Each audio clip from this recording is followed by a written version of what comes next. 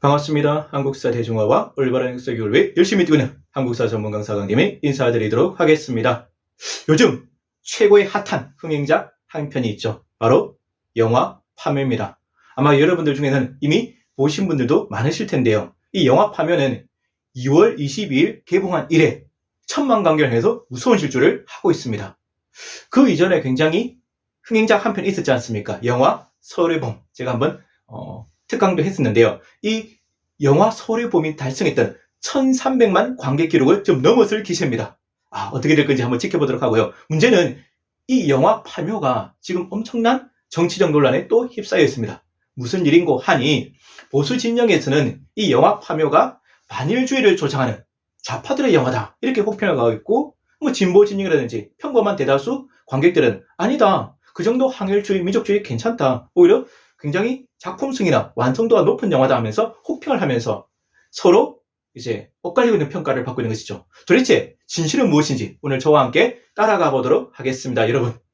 자, 먼저 이 영화는 공포 스릴러물로 유명한 장재현 감독의 영화고요. 일단 출연진이 너무 빵빵합니다. 김고은 씨, 최민식 씨, 유해진 씨, 이도현 씨가 열연하고 있는데요. 김고은 씨는 여자 젊은 무당 이화림 역을 열연하고 있고, 최민식 씨는 풍수지리 전문가로 나오는 김선생이라는 별명의 김상덕 역을 열연하고 있습니다. 유해진 씨는 그 김상덕과 친분이 있는 장의사 고영근 역을 열연하고 있고, 이도현 씨는 젊은 여자 무당, 아까 김고은 씨가 열연했던 이화림과 함께 다니는 젊은 남자 무당 윤봉길 역으로 나오게 됩니다. 자, 이 영화는 일단 이름이 파묘지 않습니까? 무덤을 파낸다, 묘자리를 이장한다, 즉 풍수지리설과 관련된 영화입니다. 풍수지리설이 뭐냐면 신라말에 들어와서 고려시대, 조선시대까지 굉장히 널리 유행했던 사상인데요. 땅에도 좋은 땅과 나쁜 땅이 있다는 겁니다. 즉 좋은 땅에다가 집을 짓거나 조상님의 묘자리를 모시게 되면 후손이 잘 살게 되고, 나쁜 땅에다가 집을 짓거나 조상님의 묘자리를 모시게 되면 후손들이 장을 받는다, 이러한 논리거든요. 근데 지금 과학이 발달한 문명사회에 우리가 진입했지 않습니까? 그럼에도 불구하고 아직도 우리들의 무의식 중에는 이 풍수지리설이 굉장히 많이 남아있습니다. 예를 들어서 대표적인 예로, 여러분 일이 막 안 되고 꼬이지 않습니까? 그럼 종교를 떠나서 철학을 한번 찾아가서 점을 본다든가, 심지어는 어떻습니까? 일이 안 풀리네? 혹시 조상님의 묘자리가 문제가 있나? 아니면 우리 집 터가 안 좋나? 이런 생각을 하거든요. 그게 바로 풍수지리설의 영향이라고 할 수 있겠습니다. 자, 문제는 이 영화의 대표적인 스토리, 제가 자세히 말씀드리면 재미가 없으실 텐데요. 어쨌든 간략한 스토리는 이렇습니다. 한 부잣집에 어린 아들이 원인 모를 병을 앓고 있는데 치료가 안 됩니다. 그러자 젊은 여자 무당 이화림을 불러서 물어봤겠죠. 그러니까 이제 이화림은 이렇게 대답합니다. 조상님의 묘자리가 안 좋아서 그러니 이장하면 잘 풀릴 것입니다. 그러니 이제 어떻습니까? 부자는 돈은 많으니까 내가 돈을 얼마든지 주겠다. 그러면서 거액을 제시하면서 좀 옮겨달라고 합니다. 그래서 이제 이화림이 자신과 친분이 있었던 바로 최민식 씨가 열연했던 풍수 전문가 김상덕을 끌어들이고, 또 김상덕은 자신과 친분이 있었던 장의사 누구죠? 고영근을 끌어들이죠. 유해진 씨가 열연했었죠. 그러면서 거기다가 또 젊은 여자 무당 이화림을 쫓아다니는 젊은 남자 무당 이도현 씨가 열연했던 윤봉길까지, 이 4명이 한 팀이 되어서 파묘를 진행하게 되는 얘기입니다. 근데 파묘를 진행하다 보니 이까지는 흔히 우리가 예상할 수 있는 진부한 스토리인데, 이제 그 묘자리의 비밀이 밝혀집니다. 이 부자의 조상이 바로 친일매국노였고, 이 친일매국노가 땅자리가 안 좋으니, 묘자리가 안 좋으니 어떻게 됐습니까? 자손들한테 안갚음, 화풀이를 하고 있었던 것이죠. 근데 여기가 문제가 아니고, 그러다 보니 더 심각한 문제가 발생합니다. 나와서는 안 되는 굉장히 무서운 물건, 험한 물건 하나가 나오게 되고, 그게 바로 일제가 박아놨던 쇠말뚝이 되게 됩니다. 이 쇠말뚝의 정체, 그 팩트체크는 제가 나중에 다시 한 번 더 드리도록 하겠습니다. 근데 이게 도대체 무엇이 논란이 됐느냐? 이 논란에 불씨를 땡긴 사람이 누구냐면, 여러분 건국전쟁 영화 아시죠? 제가 이미 특강도 한번 했었고 리뷰도 한번 달았었는데요. 이 건국전쟁, 이승만 전 대통령의 1대1을 다루고 있는 영화고, 역사 왜곡으로 점철된 영화이며, 이승만 전 대통령의 얼마 안 되는 공은 뻥튀기하고 수많은 가오는 순객이 극복했던 정말 안 좋은 영화다라고 제가 비판했지 않습니까? 그 영화 건국전쟁의 감독이 누구냐? 김덕영 감독인데, 이 김덕영 감독이 영화 파묘에 대해서 굉장히 충격적인 망언을 하게 됩니다. 무슨 말이냐면 좀 이해가 전 되지 않거든요. 이렇게 얘기를 합니다. 반일주의를 조장하는 파묘라는 영화에 좌파들이 몰려들고 있다. 그리고 건국전쟁의 위협을 느낀 그들, 즉 좌파들이 파묘라는 영화를 통해서 분풀이를 하고 있다. 여러분 이해가 좀 되지 않지 않습니까? 다시 한번 제가 들려드리면 반일주의를 조장하는 파묘라는 영화에 좌파들이 몰려들고 있다. 그리고 건국전쟁의 위협을 느낀 좌파, 그들이죠. 그들 좌파들이 파묘라는 영화를 통해서 분풀이를 하고 있다. 여러분 이해가 되십니까? 저는 도대체 이 멘트를 들으면서 도대체 이런 심각한 망언을 왜 하지? 저 감독의 저는 솔직히 의식구조, 생각, 사고방식이 저는 정말 이상하고 문제가 심각하다고 봅니다.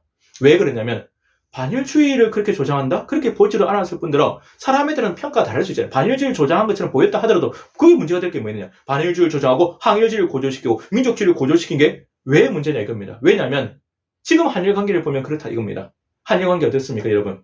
우리는 저 일본이라는 나라가 수천 년 동안 우리를 괴롭혔어요. 최근에만 괴롭힌 게 아니고 삼국시대, 고려시대, 조선시대 수없이 괴롭혔고 엄청난 정말 피해를 줬었죠. 그리고 최근에는 근대사에 들어와서는 30년 동안 우리를 식민 통치하면서 인류사적으로도 유례가 없을 만큼 엄청난 수탈과 착취와 침략과 학살을 했습니다.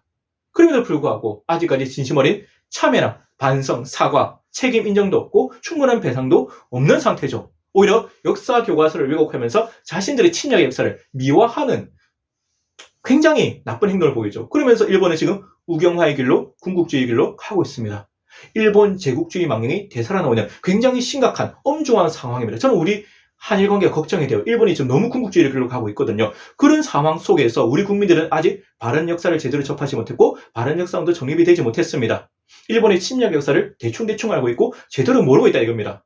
그렇지 않습니까? 이미 시기가 너무 오래 지났어요. 일본의 침략을 받았고 일제의 식민 통치 기간 거의 100년이 지나가 버렸거든요. 그러니까 기억이 가물가물하실 수밖에 없죠. 그리고 현실에 먹고 사는 문제가 굉장히 급하고 역사에 그렇게 관심을 기울일 틈이 없습니다. 그래서 저는 이럴 때일수록 역사 교육을 더 강화시키고 일제의 그 침략의 역사, 어두운 역사, 그 만행을 낱낱이 국민들한테 인식시키고 그래서 국민들이 깨어나길 바랍니다. 그러기 위해서는 반일주의도 조장해야 되고 항일주의도 조장해야 되고 민족주의 감정도 고조시켜야 되지 않습니까? 왜냐하면 그런 시국입니다. 일본은 지금 선량한 이웃이 아닙니다. 일본은 우리 자신들의 어두운 역사를 부정하면서 오히려 미화시키면서 군국주의를 걸고 과거의 그 제국주의 향수에 젖어 있습니다. 그러한 일본한테 우리 국민들이 이렇게 있으면 당하거든요. 여러분 역사를 왜 배우죠? 역사를 배우는 이유는 아픈 역사, 슬픈 역사를 반복하지 않기 위해서 배우는 거예요. 과거의 사실로부터 교훈을 얻어서 현재 접목하고 투영시켜서 더 나은 미래를 설계하기 위한 것입니다. 그래서 유명한 말 있지 않습니까? 영국의 수상 윈스턴 처칠이 했던 유명한 말, 역사를 잊은 민족은 미래가 없다. 더 유명한 말, 제가 가장 좋아하는 말이죠. 단지 신채호 선생님이 하셨던 말, 영토를 잃은 민족은 재생할 수 있어도 역사를 잃은 민족은 재생할 수 없다는 말이 여기서 나오게 되는 겁니다. 자, 그런데 오히려 역사교육을 더 강화시켜야 될 판에 반일주의를 조장하는 영화니까 문제가 있다. 저는 이 사람의 사고방식이 더 이해가 되지 않습니다. 마치 친일 매국노들의 논리와 다르습니다. 제가 친일 매국노라고는 하지 않겠습니다. 그냥 하는 말이 그 사람들 하는 말과 같다는 뜻입니다. 그리고 이 좌파라는 용어도 저는 굉장히 심각하다. 왜 이런 말을 내뱉지? 여러분 좌파가 뭡니까? 진보 세력을 할 때는 말이에요. 원래는 보수를 흔히 우파라 그러고 진보를 좌파라거든요. 보수와 우파는 나쁜 게 아닙니다. 서로 함께 가야 돼. 서로 어찌 보면 균형감 있게 같이 가야 될 가치입니다. 그래서 보수와 진보 이런 말이잖아요. 새는 양날개로 난다. 근데 문제는 뭐냐면 이 진보를 가리키는 좌파라는 용어가 우리나라에서만큼은 굉장히 안 좋은 부정적 의미, 경멸적 의미로 쓰이고 있다는 겁니다. 남북 분단 상황이 지속되었고 냉정적 대결 구도 속에서 이 좌파는 단순히 진보 세력을 가리키는 말이 아니고 빨갱이, 친북 세력, 공산주의자를 가리키는 말로 변질되어 왔습니다. 그래서 이 용어를 사용한다는 건 굉장히 모멸감 느끼는 굉장히 안 좋은 뜻이라는 것이죠. 그런데 이 사람이 지금 영화 파멸을 봤다고 지금 빨갱이로 매도하고 있다. 그렇지 않습니까? 영화 파멸을 봤는데 그게 왜 빨갱이고 왜 공산주의자고 친북 세력입니까? 말이 안 되죠. 그럼 그 수많은 국민들이 전부 다 빨갱이입니까? 굉장히 사람 사고방식이 극단적이고 이분법적 논리에 닿아 있다. 그럼 왜 이런 일이 벌어지느냐? 우리 배웠다시피 아픈 역사가 있죠. 우리는 처음에 잘못돼서 대한민국 정부 수립 때부터 출발이 잘못됐습니다. 왜냐하면 친일 매운들이 제대로 청산이 되지 못했습니다. 우리 건국전쟁에서 배웠다시피 이승만이 반민특위를 강제로 해체시키면서 친일 청산을 무산시켰지 않습니까? 그리고 친일파들이 오히려 처벌되기는커녕 대한민국의 주류 세력이 되어서 지금까지 기득권을 대물림하면서 떵떵거리며 잘 살고 있다. 그렇지 않습니까? 그러면 자신들도 살아남기 위해서는 이제 변해야 되거든요. 껍데기만 둔갑하는 겁니다. 변신하는 거죠. 어떻게? 친일 매국노에서 친미, 반공, 애국 세력으로 둔갑합니다. 무슨 말이냐? 일본은 이미 몰락했잖아요. 새로운 강자, 신흥 강자, 미국의 빌부테게죠. 그래서 친미. 그리고 이제 공산주의에 반대는 반공 이데올로기 들고 나야 살아남을 수 있잖아요. 반공. 그 다음에 자신들이 애국자다 이겁니다. 매국노로 하면 안 되죠, 자신들을. 그 애국자. 그 친미, 반공, 애국자를. 마치 태극기 부대 이름을 연상하는. 그 사람들 항상 태극기, 성종기 들고 김구는 빨갱이다 이런 말 하더라고요. 그 논리로 딱 와닿아 있는 겁니다. 자, 그러면서 자신들의 기득권을 유지하기 위해서 어떻게 됩니까? 반공 이데올로기가 필요하고 좌파 프레임, 빨갱이 프레임이 필요한 겁니다. 왜? 자신들한테 비판적인, 양심적인 사람들, 양심적인 지식인들, 그런 학생들, 이런 사람들을 어떻게 비판하면 돼요? 아, 빨갱이다. 이러면서 빨갱이 프레임을 몰아서 처벌해버리면 되거든요. 그 논리가 지금까지 대한민국을 지배해 왔습니다. 하지만 이제 그러한 논리는 더 이상 통하지 않는다. 그렇지 않습니까? 세상은 변했습니다. 그리고 국민들이 굉장히 깨어나고 있고 많이 똑똑해졌어요. 예전에 비해서. 예전에는 뭐 정보도 없고 제대로 배울 기회도 없어서 모르고 세뇌당하고 살았는데 이제는 그렇지 않거든요. 그래서 저는 그러한 망언들, 그러한 논리가 이제는 결국 부메랑에 대해서 역풍이 돼서 그들한테 돌아올 것으로 믿습니다. 그리고 이 영화에는 곳곳에 수많은 힌트가 숨어 있죠. 그래서 이제 항일 영화, 뭐 민족주의 영화, 심지어는 국뽕이라는 말까지 나오게 되는 것인데 뭐냐면 일단 주인공들의 이름이 독립운동가 이름에서 차용했거든요. 여러분 뭐 유심히 보셨는지 모르겠지만 김고은 씨가 열어냈던 젊은 여자 무당 이름이 이화림이지 않습니까? 이화림은 실존 인물이다. 일제강점기 유명한 여성 독립운동가 이름이시고 그 다음에 최민식 씨가 열언했던 그 풍수 전문가 김상덕 선생이 더 유명하시죠. 바로 반민특위 초대위원장입니다. 반민특위가 뭐냐면 대한민국 정부 수립 이후에 구성된 헌법기구입니다. 친일 청산을 위한 헌법기구고 줄임말이거든요. 반민족행위 특별조사위원회를 줄여서 반민특위인데 그 초대위원장이니까 대단하신 분인 것이죠. 대단한 독립운동가입니다. 그리고 유해진 씨가 열어냈던 고영근 장의사, 이 고영근이 제일 생소한 분인데 이분은 어찌 보면 독립운동을 할 수 있지만 일단 애국지사예요. 뭐냐면 이 명성황후 씨에 대한 을미사변이 일어나지 않습니까? 그때 한 조선인이 주도적인 역할을 하거든요. 바로 우범선입니다. 훈련대 대대장 우범선이 주도적인 역할을 했고 이 사람이 이후 일본으로 망명하는데 망명한 이 우범선을 끝까지 쫓아가서 죽였던 인물이 고영근이니까 나름대로 애국지사를 할 수 있는 분이죠. 그리고 여러분 아시죠? 그 우범선의 아들이 바로 그 유명 우장춘 박사입니다. 그래서 막 논란이 되죠. 우장춘 박사한테도 그 이제 7.1 매국노 이런 좀 프레임이 씌워지면서 여러 가지 논란이 있습니다. 그리고 마지막으로 이도현 씨가 열어냈던 그 이화림을 쫓아다니는 같이 함께 다니는 팀이죠. 젊은 남자 무당 윤봉길 모르시는 분이 없죠. 최고의 독립운동가 가장 유명한 분입니다. 바로 중국 상하이 훈커공원에 폭탄을 던져서 일본군 수뇌부를 완전히 쓸어버렸던 최고의 독립운동가죠. 이러다 보니까 국뽕영화다, 민족주의 영화다, 항일주의 영화다 말이 나온 겁니다. 그리고 주인공이 타고 다녔던 차량 번호도 심상치 않거든요. 힌트가 있어요. 03, 01, 3.1절을 연상시키죠. 그 다음에 08, 15, 광복절을 연상시킵니다. 그러다 보니 그런 논란에 휩싸일 수밖에 없는데 그게 잘못된 것은 아니고 이러한 영화 더 많이 제작도 더 많이 보급되어서 국민들이 진짜 일제이즈 만행을 생각하면서 이 민족주의 감정을 좀 고조시켰으면 좋겠어요. 우리 바른 역사관이 필요합니다. 그래야 우리나라가 살 수 있거든요. 역사를 잃어버리면 안 됩니다. 자, 그리고 마지막으로 그 쇠말도의 정체. 여러분 많이 들어보셨잖아요. 저도 어릴 때부터 귀에 못이 박히도록 들었습니다. 일본 애들이 한반도의 전기를 끊기 위해서 곳곳에다가 쇠말도를 박아놨다. 많이 들어보셨을 겁니다. 그 논란이 아직도 계속되고 있어요. 도대체 일본이 진짜 무슨 용도로 박아놨을까? 물론 학계에서 아직도 논란이 있지만 대체적인 학설, 정설은 무엇이냐? 이렇게 봅니다. 그것은 일본이 한반도의 전기를 끊기 위해서 박아놓은 것이 아니고 뭡니까? 토지를 수탈하기 위해서 토지를 측량해야 돼. 토지를 수탈하려면 일단 토지를 측량해야 되잖아요. 그 표식으로 박아놓은 거다 이겁니다. 이것이 피해자인 우리 민족이 볼 때는 가해자인 일본의 행동이 이제 오해가 생기고 확대 해석되어서 이제 그렇게 소문이 퍼졌다고 보고 있습니다. 그 증거로 이제 일본에는 풍수지리설이 없었기 때문에 또 그렇다는 증거를 들이대는데 이에 대한 반론도 만만치 않습니다. 왜 그러냐면 아니다. 봐라. 일본에는 풍수지리설이 있었고 실제로 그 쇠말뚝의 용도는 한반도의 전기를 끊기 위해서 박아놓은 게 맞다.